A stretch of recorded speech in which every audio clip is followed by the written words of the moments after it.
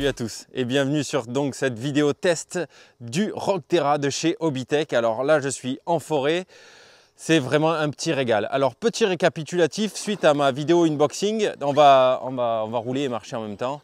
Il est équipé de 3 différentiels, donc un différentiel avant, un différentiel central et un différentiel arrière. Il a un moteur 2200 kV, un variateur 80 A. C'est des éléments que j'ai un peu oubliés dans la vidéo unboxing. Et la deuxième vidéo est là pour justement rajouter des petites informations intéressantes.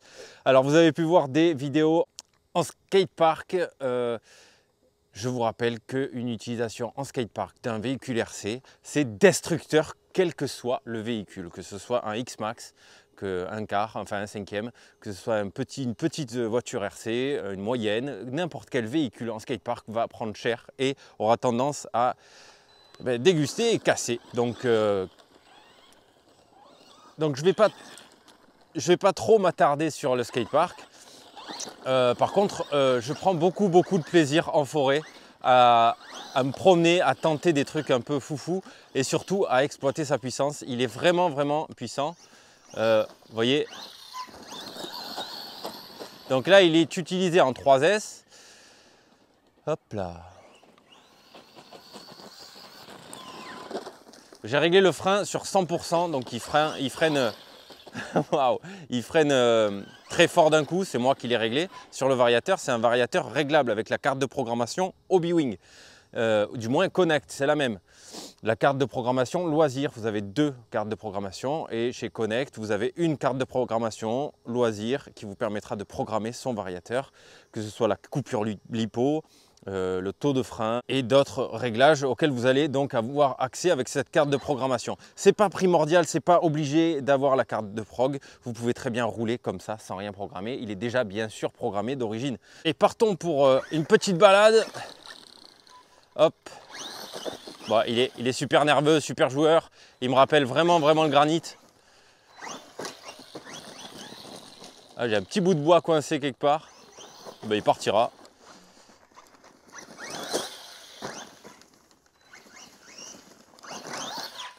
Waouh. Le front flip involontaire, magnifique. Wow, il cabre, il est très joueur, très joueur. Hein. Je vais essayer de rester cadré pour la vidéo. Vous êtes sur ma tête, c'est pas évident. Hop. Voilà.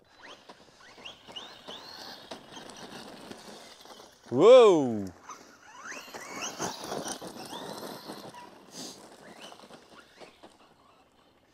C'est une véritable bombe. Hein. Wow. Hop, on va aller le retourner.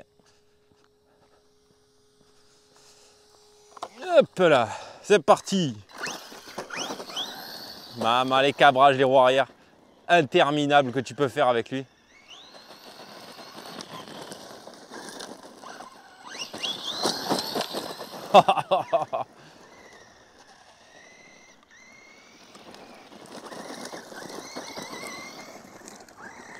Voilà, bah, j'aurais fait une lipo entière. J'ai plus de lipo là. Ah bah il a coupé, voilà. Ça c'est bon à savoir. Il a coupé. Dedans j'ai une 4002. Je vais vous la montrer. 4002 Connect 3S. Hop. Voilà. Donc le variateur a coupé parce que j'ai réglé la coupure basse tension au plus haut. Et voilà les amis, allez on va éteindre. Vous voyez, donc je vous conseille à tous bien évidemment de monter le palonnier en alu qui est fourni avec.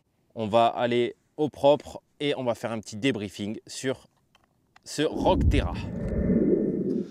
Voilà les amis, j'espère que cette vidéo vous a plu. On en verra d'autres bien sûr sur ce Rockterra, c'est le mien et on va donc le voir souvent je pense, notamment sur YouTube. Je vais pas mal rouler avec, alors j'ai déjà quelques petites recommandations à vous faire. C'est personnellement un véhicule que j'aime beaucoup, franchement j'aime beaucoup, je me suis beaucoup amusé, c'était très agréable. Après c'est vrai que j'étais vraiment sur les prises de vue, etc. Quand tu fais une vidéo, c'est ça, tu n'es pas à fond dans ton roulage. Mais je suis impatient de me refaire une batterie, voilà, sans caméra, sans rien, je me la régale et je suis à fond dedans pour le savourer encore plus. Mais déjà c'était super et j'ai pu apprécier déjà ces pneus qui ont un mordant extra. Son angle de braquage qui est vraiment très bien. j'ai rencontré quelque chose qui est à revoir, je pense. Bon, ça, c'est rien, c'est juste mon support pour mettre la caméra, justement.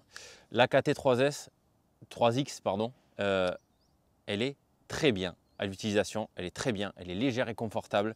Et la mousse, vraiment parfait. Vous verrez, si vous achetez le véhicule, le confort de cette radio, ça n'a rien à voir avec l'ancienne.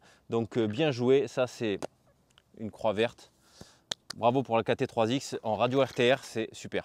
Lui, alors, il est vraiment agréable, vraiment fun. Il sait jouer, c'est ça qu'on cherche.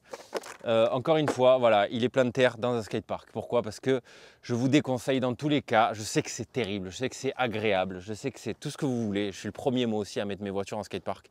Mais dans ce cas-là, je ne me plains pas si je casse. Je sais que mon X-Max, je l'ai cassé en deux en skatepark. Cassé en deux, voilà. X-Max 8S cassé en deux en skatepark. Ça ne veut pas dire que c'est une mauvaise machine. Ça veut dire que l'utilisation, elle n'est pas appropriée. Je sais que bâcher, je sais que c'est bien. Mais voilà, c'est un risque à prendre. Tu joues en skatepark, tu sais que tu risques de casser. N'importe le véhicule que tu es, n'importe quel véhicule que tu es, c'est comme ça.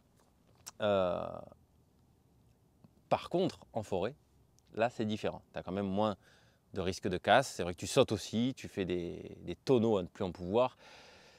Mais là, c'est cassant, c'est dur, etc. Alors, lui, même en skatepark, je me suis régalé. Par contre, attention, ici, bon, il est dégueulasse, mais ici, les petites vis qui tiennent le bas de la suspension, ici, allez, on fait un zoom, tac. Ici, donc, la vis d'origine, elle prend pas assez, elle rentre pas assez, le pas de vis, il rentre pas assez.